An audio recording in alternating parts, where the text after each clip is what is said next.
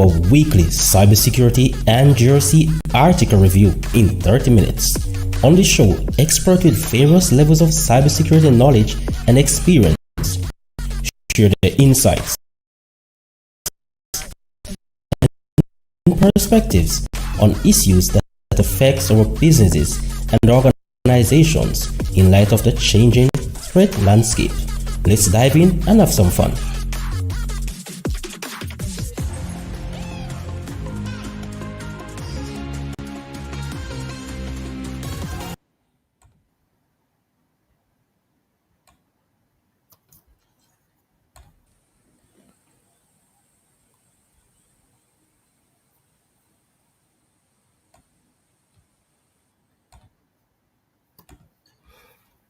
So, guys, there we are. Always looking forward to having this amazing conversation. And for today, September 14, we're going to be focusing on a very important subject. I mean, how does asset management bolster cybersecurity? So, and I mean, we can definitely never stop talking about the importance of asset management. That's a subject that is never ending. I mean, in light of cybersecurity and all the necessary associated risks. So, within our conversation, we're going to be delving into a number of areas. I mean, looking at why asset management matters in cybersecurity, useful steps in cybersecurity asset management, also asset management as it relates to compliance and best practices for effective asset management. So we have Paul Robbins, Sir Jonathan Fisher, and Chris Carter to provide their insights on this topic as it relates to cybersecurity.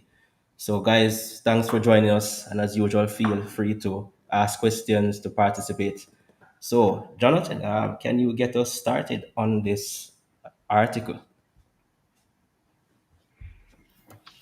Yeah, absolutely. I mean, this article is just really talking about, kind of what asset management is, kind of the useful steps in putting it together, and kind of the importance of it, which, a lot of times people probably don't really think about, the asset management, understanding what tools, both hardware, software that the company is using, and kind of what vulnerabilities can come out of it. So, personally, I enjoyed reviewing the article and kind of just helping to refresh some good ideas on topics that maybe we don't really think about often.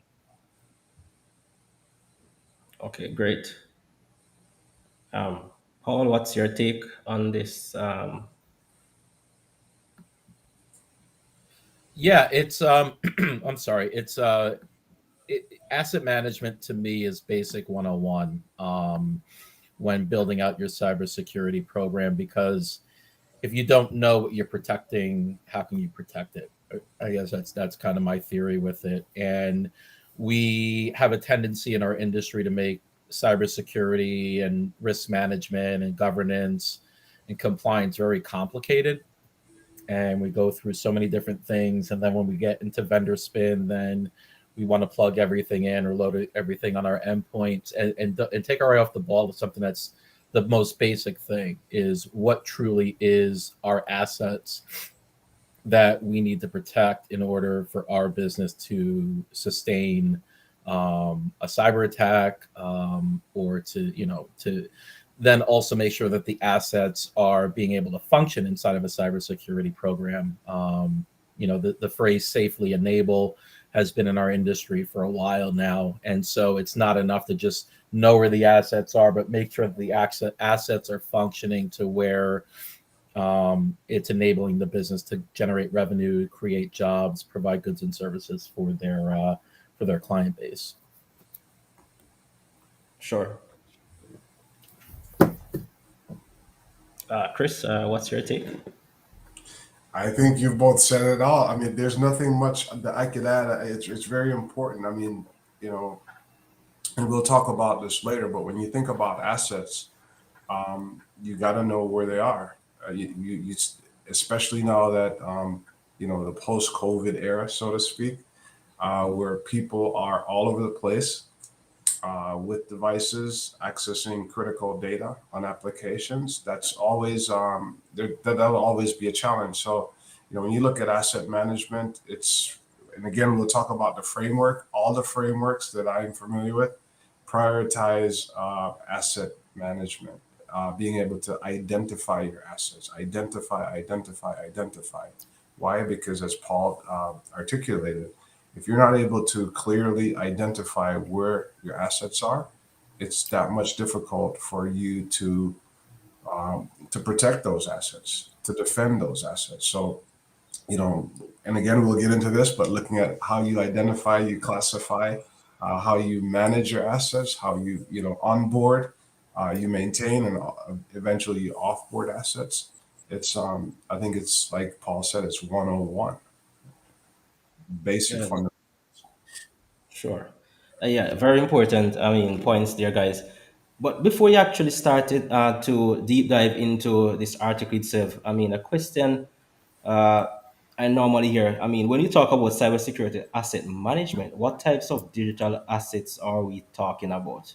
And I ask this question because I've heard in many, I mean, conversations or discussions that we need to differentiate between business assets and non-business assets in terms of prioritization. So, what's your take on this as it relates to assets?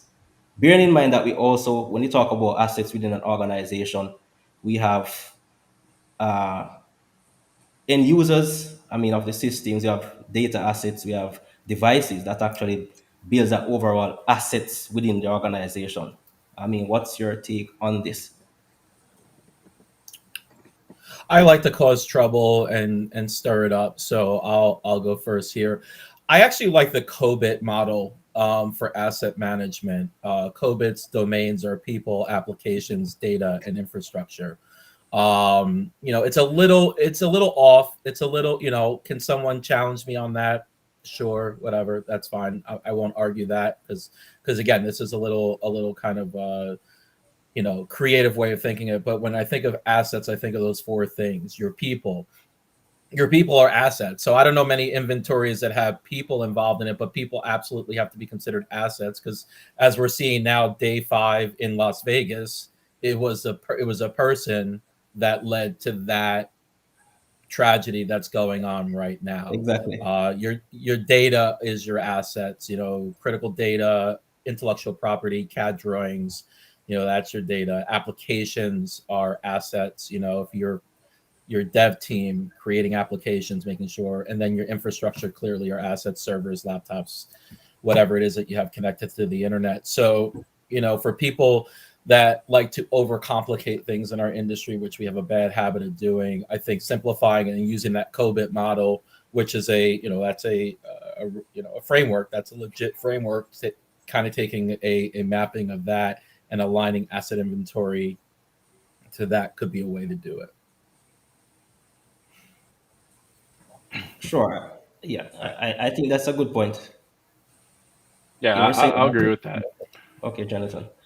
No, I agree with Paul. I mean, I think too many times, maybe professionals just want to focus on that hardware and software aspect, right? Because they just see here's a physical thing. That's what an asset for them might be, right? It's just a physical device. But I definitely do agree that people in data should be considered an asset part that should, maybe not saying track, but at least have a knowledge of what it is, especially when we talk about prioritizing and classifying each of the assets and kind of understanding the risk of each one. Because maybe there's not a lot of risk in the hardware aspect if you have it secured correctly, but there definitely is a lot of risk when you talk about like the human factor, as Paul pointed out, what's going on in Vegas right now. Yeah. I mean, assets, anything that helps generate revenue to the business. I think, again, what we always as Paul said, we sometimes overcomplicate things, and we don't really have to. If it's something that can be accessed and it's something that generates revenue or help support the business, it's I would consider that an asset, right? People can be accessed through social engineering. You have equipment, doors, getting into a room. You have hardware, software. You have inventory. You have R&D. You have IP. You have partner data. You have all types of things that I would say fall into assets. So it's all over the place. Yeah, and I purposefully asked that question based on the fact that looking at this article, it would seem as if there's a great emphasis on the regular, I mean, physical assets. But if it is that you're actually developing a comprehensive, I mean, cybersecurity program to mitigate risk, and you have the people, the processes, going back to the technology, all of these work in alignment, then you have to actually take all of these into consideration to mitigate all of those necessary risks surrounding well. And one of the questions is how well can you actually manage people in relation to devices and applications? That's one of the things as it relates to asset management. Can we actually, is there a magic bullet in terms of managing or dealing with people in light of the way we actually um, develop a risk register per se to document and to identify various vulnerabilities associated with physical devices? I think it goes to training, or some people may argue that you don't train people, but you educate and you increase awareness, right? That's why within any mature cybersecurity program, you're going to have a security and education and awareness training piece where people are aware of the dangers. They're aware of what they can do to be to be cyber aware, or to have a cybersecurity culture that that fosters not just a secure and a secure environment, but also people who are aware of the dangers as well as the opportunities out there from a cyber perspective. Exactly. Yeah, yeah, and I think when you're dealing with people, it has to have a human element to it. You know, if we're talking about technologies and applications and things like that, you know, we plug something into it or we load, you know, a software into it. It's very binary in how we do it. But I think one of the things that, you know, with security awareness training, and I'm going to take a little shot at, you know, the programs and technologies out there that are doing security awareness training, it's very robotic. You know, I click through a 5 question questionnaire. You know, do you click on a link that you don't know about? No. You know, and just basic stuff. And you know, it's kind of it's just not the right way of doing it. But again, you know, for example, I saw yesterday an employee of Bellagio put out a GoFundMe because she was going to be unable to pay her light bill because she hadn't worked in 4 days, and there's a chance that payroll doesn't go out on Friday. And legit was a legit thing. She was doing a GoFundMe to raise money to pay for her light bill. And so when you have those types of stories and those type of situations presented to people, then you touch the heart of it. Like this is all emotional based. Like cybersecurity is all emotional based, in my opinion, when it comes to humans. So when a human thinks that their life is going to be upended and it's going to impact, you know, your lights going out, or you can't pay your mortgage, or you can't access your medicine, you know, or whatever, then that's really where you can get people on board to understanding how their assets. Again, you know, I'll bring up Vegas again because that's just big news right now. It's really scary, but you know, the attackers brag that it was a 10-minute phone call that got them into a $34 billion industry, and that's, you know, when you can equate that to employees and say, hey, listen, if you one misstep and you know someone can get access in here to cause you not to get paychecks, then that's going to get them to understand the value of who they are as an employee when it comes to the digital world.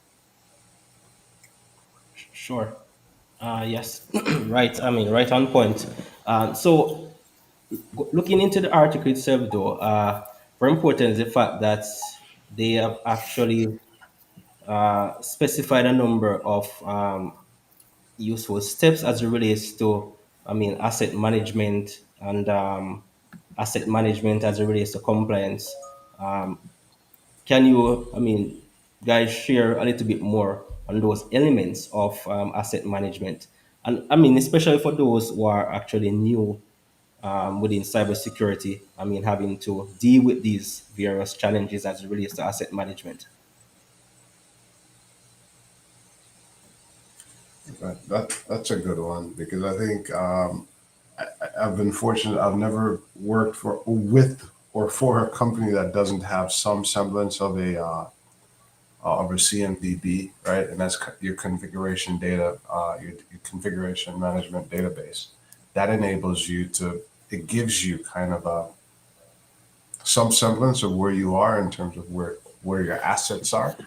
So I think having, again, we talked at the beginning, we talked about being able to identify our assets and why do they exist, whether it's a software, a piece of data, an individual, an IoT device, a server, whatever it may be. So once you've identified those, I think keeping along the line, right, especially what's in the information in the article, you have to prioritize, you have to classify. The first, I think, it would say you classify your assets. Are they hardware? Are they software? Why are they used? Apply meta information or business contextual information, and then not all assets are created equally. You may have, let's say, you work for an R&D company. That R&D company may have intellectual property that is really what's how revenue is generated. So assets that protect that R&D, you would probably consider those a lot more um, important than maybe an old database that has archives of stuff that you 20 years ago that you really don't care about, right? And then you have to continually assess those. So, and eventually there comes a point where you say, you know what, this asset, we may not need it anymore. And you kind of just say, we're going to deprecate that asset and we move on. So that would be my take on it. I don't know if Paul or Jonathan has have a different take, but that's really how I would go about Yeah. it. Yeah, the value is so important, and use a a home analogy. I have my pen right here. If my pen breaks or runs out of ink, like, I'm not stressing out. I'll just go find another pen, or I'll spend $1 to go get a pack of 5 pens at Family Dollar up the street. But if my dishwasher breaks or my washing machine breaks, now I'm stressed out because now that's messing up my daily life. So that's the thing of where companies have to, because I think you're right, Chris. I don't think you go to many organizations and they don't have that document in place that can create the assets, but can you provide value around the assets? That's the most important. Not all, no assets are equal inside of an organization. So identifying, okay, if this asset is compromised and it costs me $50, then okay. But if it costs me $5 million, then what controls do we need to put in place to protect that, to make sure that doesn't happen? Because there are not a lot of organizations from an SMB to a mid-sized level that can really survive a $5 million compromise to their most precious asset. Yep. Sure. Yeah, go ahead, I would Jonathan. I would say I agree with both. Definitely the need for identification and classifying it. One thing that the article does talk about, the next part is doing the risk assessment on it, like how what are the vulnerabilities, what's the risk of if that asset gets breached or gets compromised. I think that's kind of an important area when we talk about like the human aspect of you know classifying our human assets, the employees. um, Understanding, and it goes in with that prioritizing classification, right? We want everyone to be cyber aware, to have knowledge of it, but I think organizations need to understand kind of where some of the higher priorities are, right? Is, we'll take what's going on in Las Vegas, right? Is an IT help desk person, should they be classified and risk higher than, say, a salesperson, or an HR professional? Probably, because they're probably going to have more likelihood of kind of being, trying to be compromised, compared to those other two professions. So it's important to make sure you're ranking that, so that way you can provide additional resources for education, and training to those that you can classify as ones that could be, um, compromised a lot more, or have a higher chance of doing that. So that's just my take to kind of jump on with Paul and continue the human aspect of it. Yeah, I think that's a very good point there in terms of actually. I mean, so many times a lot of emphasis is actually placed on the actual devices. I mean, access rights are given, I mean, to various individuals in terms of their job role description, but at times then this might be a little bit too much in terms of actually taking into consideration the maybe the background of the individual, their personality, how it is that they think, they function, how they deal with certain, maybe for example a typical phone call, maybe someone trying to uh, gain information about a particular company, how is it that they actually react. So at times we might look a lot on the very deep technical side of things, when I mean, in a lot of cases when companies are compromised, it's always possibly an end user.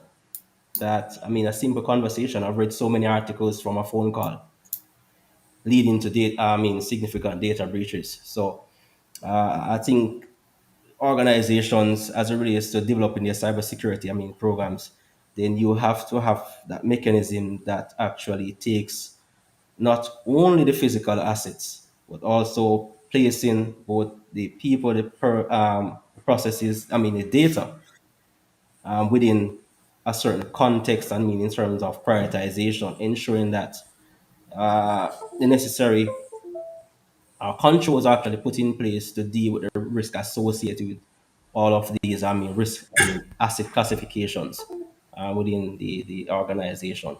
So within the article also, there's a relation between compliance and asset management. Chris, would you like to share some, I mean, give some further insight on that alignment? No, I think it seems like a dry and boring topic, but really it is really it's Mhm, fundamental, right? mhm. Asset management is it's where you start, and I think what I was hoping we could talk about. We only have about 5 minutes left. Is the the compliance piece of it, right? It doesn't, even in privacy, because again, when you have as as we change from sort of an on-prem network system to a more distributed workforce where you have SaaS applications, you have people with their own devices, you have your core network that you still have servers and other assets in that people have to interact with, you have third party, you have all these different players, and getting your arms around that, um, it's it's daunting. I've never one of the jokes I always I when we have these conversations with clients, I said, "Tell me about your CMDB," and without fail, people always laugh. And they say, "Okay, CMDB, yeah, we have one, but assets are being deprecated, assets are being brought on. You have shadow IT, you have people using their credit card to spin up EC2 instances and things like that." So I really don't know where to start, but I would like to say that when you think about core privacy regulations, if we bring the conversation back to regulations, even though none of the privacy regulations specifically talk about asset management, it is core. It is core. It kind of it alludes to it, and if you want to stay compliant, you have to ensure that you have good control around your assets. one of the things the article talked about were the different frameworks. Some of them are voluntary. Some of them are, in some cases, are good for you to follow if you are a business doing, doing transaction with other businesses. I think there were three frameworks that were mentioned. One was ISO 27001. The other one was NIST, and I think there was a CIS, and I believe Mhm. there's a SOC 2, Mhm. right? Three of those four deliberately and specifically calls out the importance of having uh, being able to identify your asset. And when you think about 27,001, it that's an international standard, and it's not mandatory, but it offers assurance to your customers, your partners, or whomever you do business with that you take information security seriously. Specific to the NIST cybersecurity framework, they have there are five functions in the cybersecurity framework. The first of which is identify.